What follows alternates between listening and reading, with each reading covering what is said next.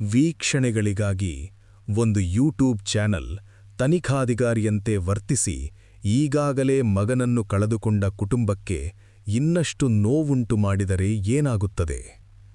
ಇಂದು ನಾವು ಕರ್ನಾಟಕದ ಬೆಳ್ತಂಗಡಿ ತಾಲೂಕಿನಿಂದ ಬಂದಿರುವ ಒಂದು ಶಾಕಿಂಗ್ ಡಬಲ್ ಎಫ್ಐಆರ್ ಪ್ರಕರಣವನ್ನು ವಿವರವಾಗಿ ನೋಡೋಣ.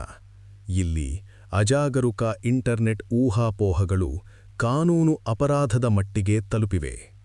ಯೂಟ್ಯೂಬ್ ಚಾನೆಲ್ ಮಾಡಿದ ಭಾರೀ ತಪ್ಪನ್ನು ಅರ್ಥಮಾಡಿಕೊಳ್ಳಲು ಮೊದಲು ಈ ದುರ್ಘಟನೆ ಹೇಗೆ ಆರಂಭವಾಯಿತು ಎಂಬುದನ್ನು ನೋಡಬೇಕು.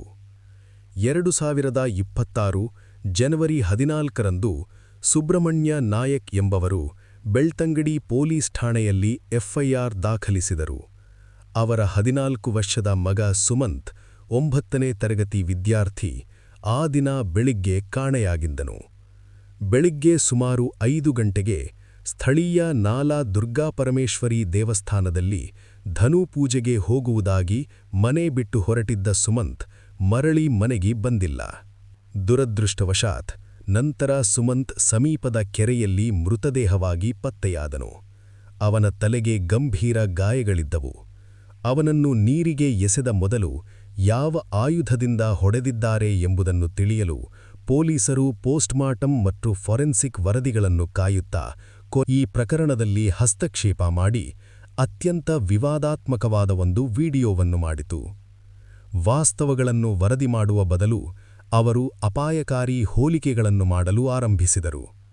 ಅವರು ಸುಮಂತ್ನ ಇನ್ನೂ ಬಗೆಹರಿಯದ ಕೊಲೆಯನ್ನು 2016ರಲ್ಲಿ ನಡೆದ ಕಾರ್ತಿಕ್ ರಾಜ್ ಎಂಬ ಯುವಕನ ಹತ್ಯೆಯ ಪ್ರಕರಣದೊಂದಿಗೆ ಹೋಲಿಸಿದರು.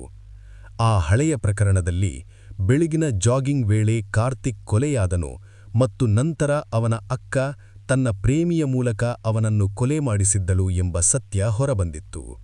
ಯೂಟ್ಯೂಬ್ ವಿಡಿಯೋದಲ್ಲಿ ಸುಮಂತ್ ಬೆಳಿಗ್ಗೆ ಬೇಗನೆ ಹೊರಟಿದ್ದನು, ಅದನ್ನು ಮನೆಯವರೇ ಮಾತ್ರ ತಿಳಿದಿದ್ದರು ಎಂಬ ಕಾರಣ ನೀಡಿ ಅವನ ಹತ್ಯೆಯೂ ಕೂಡ ಮನೆಯೊಳಗಿನವರ ಕೆಲಸವೇ ಇರಬಹುದು ಎಂದು ಕಾರ್ತಿಕ್ ರಾಜ್ ಪ್ರಕರಣದಂತೆಯೇ ಶಂಕೆ ವ್ಯಕ್ತಪಡಿಸಲಾಯಿತು. ಆದರೆ ಅವರು ಅಷ್ಟರಲ್ಲೇ ನಿಲ್ಲಲಿಲ್ಲ. ಅವರು ನೇರವಾಗಿ ಒಂದು ಭಯಂಕರ ಆರೋಪವನ್ನೇ ಮಾಡಿದರು. ಇದರಿಂದ 2ನೇ ಎಫ್ಐಆರ್ ಹುಟ್ಟಿಕೊಂತು. 2026 ಫೆಬ್ರವರಿ 15ರಂದು ಸುಮಂತ್ನ 19 ವರ್ಷದ ಅಣ್ಣ ಸುದರ್ಶನ್ ಬೆಳ್ತಂಗಡಿ ಪೊಲೀಸ್ ಠಾಣೆಗೆ ಹೋಗಿ ಮೋಹನ್ ಬೊಳಂಗಡಿ ಮತ್ತು ಧರ್ಮ ಸಂಘರ್ಷ ಯೂಟ್ಯೂಬ್ ಚಾನೆಲ್ ವಿರುದ್ಧ ದೂರು ದಾಖಲಿಸಿದರು.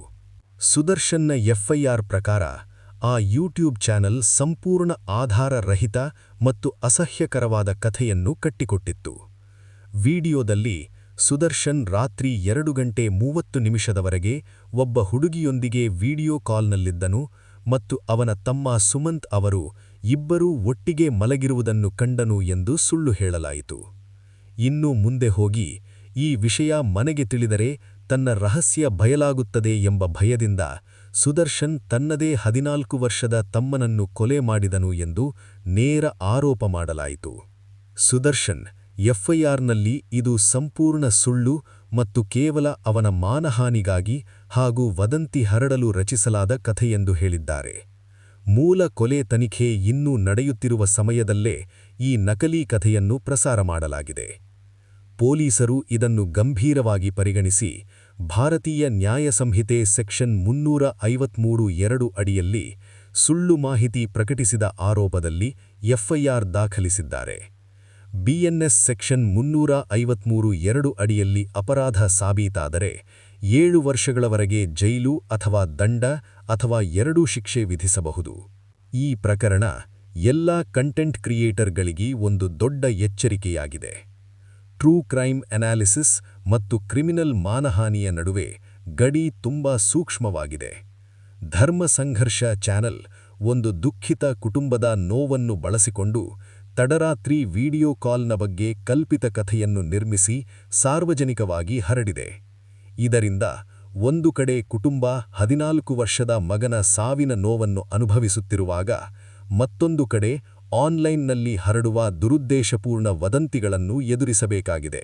ಯಾವುದೇ ನಿರ್ಣಯಕ್ಕೆ ಬರುವ ಮೊದಲು ಅಧಿಕೃತ ಪೊಲೀಸ್ ವರದಿಗಳನ್ನು ಕಾಯುವುದು ಅತ್ಯಂತ ಮುಖ್ಯ. ಸಕ್ರಿಯ ತನಿಖೆಗಳಲ್ಲಿ ಯೂಟ್ಯೂಬರ್ಗಳು ಹಸ್ತಕ್ಷೇಪ ಮಾಡುವುದರ ಬಗ್ಗೆ ನಿಮ್ಮ ಅಭಿಪ್ರಾಯವೇನು? ಕಾಮೆಂಟ್ನಲ್ಲಿ ತಿಳಿಸಿ. ಇನ್ನಷ್ಟು ಪ್ರಕರಣ ವಿಶ್ಲೇಷಣೆಗಾಗಿ ನಮ್ಮ ಚಾನೆಲ್ಗೆ ಲೈಕ್ ಮಾಡಿ ಮತ್ತು ಸಬ್ಸ್ಕ್ರೈಬ್ ಮಾಡುವುದು ಮರೆಯಬೇಡಿ.